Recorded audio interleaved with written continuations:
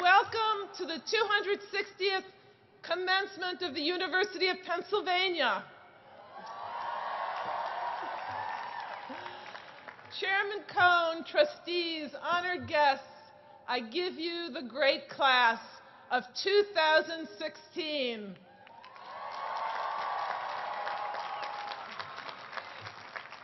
Graduates, during your time at Penn, you have learned so much and you have grown so much. Not only that, you've been able to capture it all on Instagram to share with your friends. And what an education that has been. Just think of what you've gained. You have friends who can't eat a bite of food without sending a picture to you for your approval. Plus, you have friends who believe that the greatest single invention in human history is the hashtag. Hashtag not.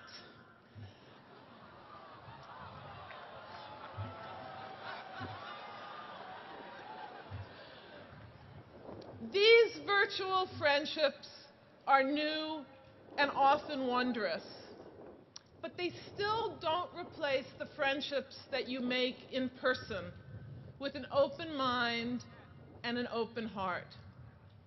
Many years ago, at the height of the Vietnam War, I met a fellow graduate student who seemed profoundly different from me.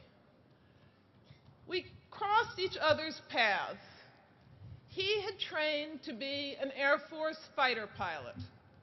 I had demonstrated peacefully against the Vietnam War. He was Catholic, I'm Jewish. His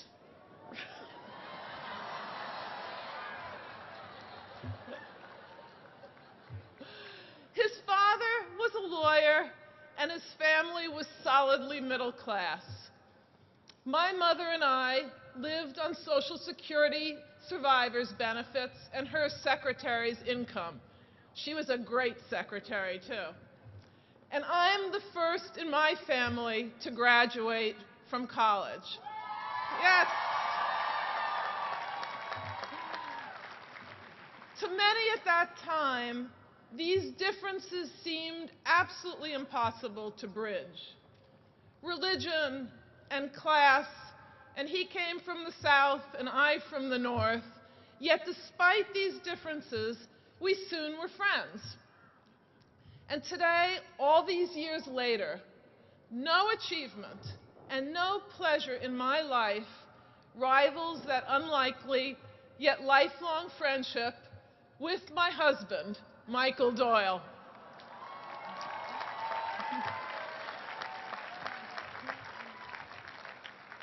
I am a political philosopher and political scientist by training.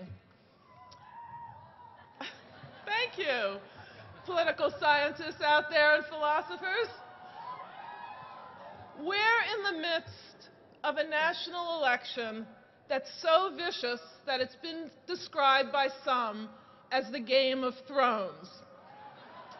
But friends, this is real, and thank goodness it's without swords. So why talk about friendship at a time like this? Because in times of stress and conflict, the gifts of friendship matter most of all, in our own lives and the life of our society. Friendships, think about it, they're unique in human relations. They come into being without formal structures or explicit rules. Family, marriage, work and employment, these relationships are defined in part by legal rights and obligations. But friendships are unbounded. They have no restrictions, no formal qualifications, and no limits. They can spring up in the most unlooked for places and cross the most unlikely boundaries. And when they do, they lead in surprising directions, and they achieve unlooked for results. When movie star Marilyn Monroe was studying voice her singing coach advised her to buy a recording of a little-known jazz vocalist and listen to the album 100 times. Marilyn did, and she gained a profound appreciation for the singer's artistry. Monroe later had the opportunity to befriend the singer, who traveled the country singing at small jazz clubs. Her name was Ella Fitzgerald. And at the time, the most important nightclub in Hollywood was the Mocambo, on Sunset Strip, of course. Its audience was sprinkled with movie stars, and its entertainment featured all the great singers of the day. But it refused to feature Ella Fitzgerald because she was not well known, but more to the point, because she was African American. So Marilyn Monroe, then one of the most sought-after stars in show business, called up the club's owner, and she made him an offer. If he would book Ella, she would reserve a front-row table every night of Ella's performance. The owner, no fool, agreed. And years later, Ella would recall, Marilyn was there, front table, every night. The press went overboard, and after that, I never had to play a small jazz club again. Friendships open hearts, and friendships change minds, not only for each other, but for all of us. Like Ella and Marilyn, friends who cross divides advance the well-being of our society. We are at our best when we embrace these special friendships that cross religions, races, all kinds of identities and ideologies. And as it so happens, these are the very kinds of friendships you have been able to forge in your years at Penn. They surround you right now. So, to appreciate how important they are, and to really savor this moment, listen up, we are going to take a quick selfie break. This is for real. Graduates, grab your phone, grab a friend, pull them in, and capture this moment of friendship forever. Come on.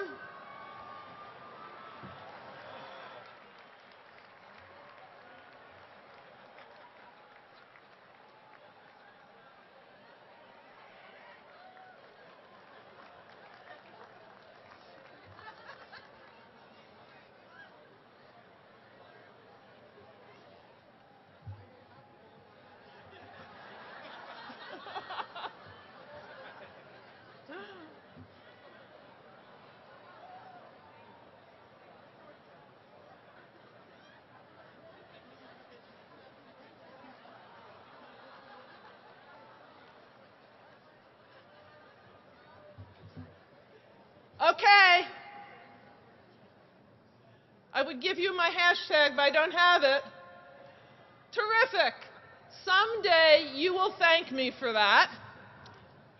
These friendships we cherish across divides are at the heart of the Penn ethos.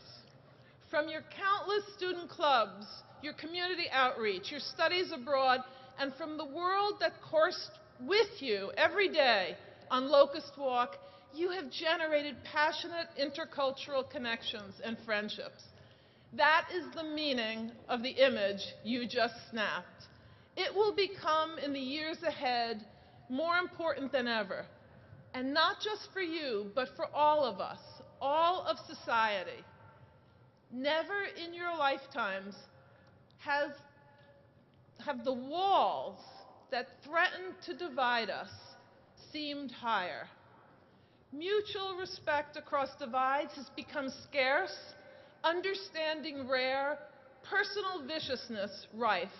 Those who think differently aren't treated merely as adversaries, they're treated as enemies. But as you know so well, from your experience here, it need not and it should not be that way.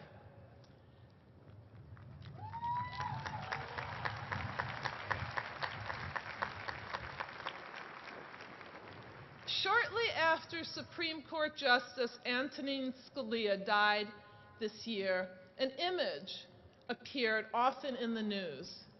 It was a photograph of Justice Scalia riding atop an elephant in India, smiling and waving.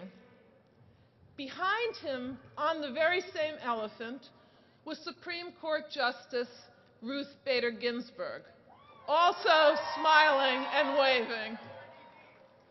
But how could this be? Everyone knew that the two were adversaries on the court, about as ideologically far apart as two Supreme Court justices could possibly be.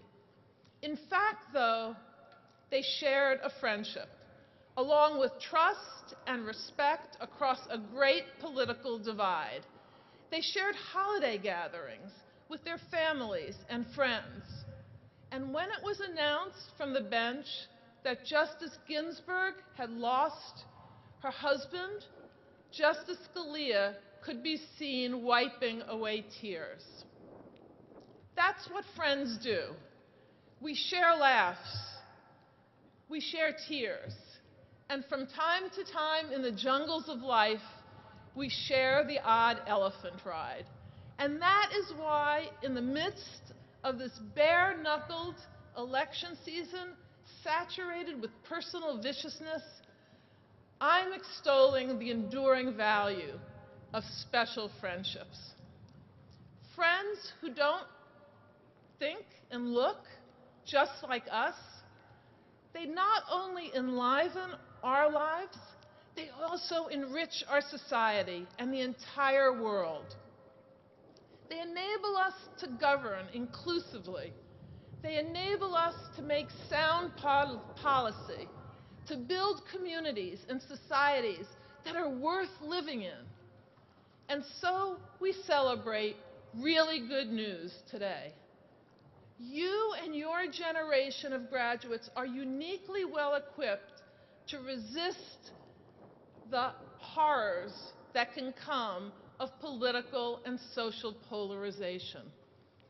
Studies show that your higher education, coupled with your social networking savvy, correlates strongly with more robust and diverse networks of friendship. You understand that the key to achieving great things lies in bridging great divides. So today is the day that the Penn community of family, friends, and colleagues collectively come together to celebrate your great educational achievements. Let us today also celebrate those deep lessons in friendship that you have learned and offer to all of us. Making friends across divides and despite differences is not just a skill. It's a virtue, a true virtue that will stand you in great stead for all your years to come. We couldn't be more proud.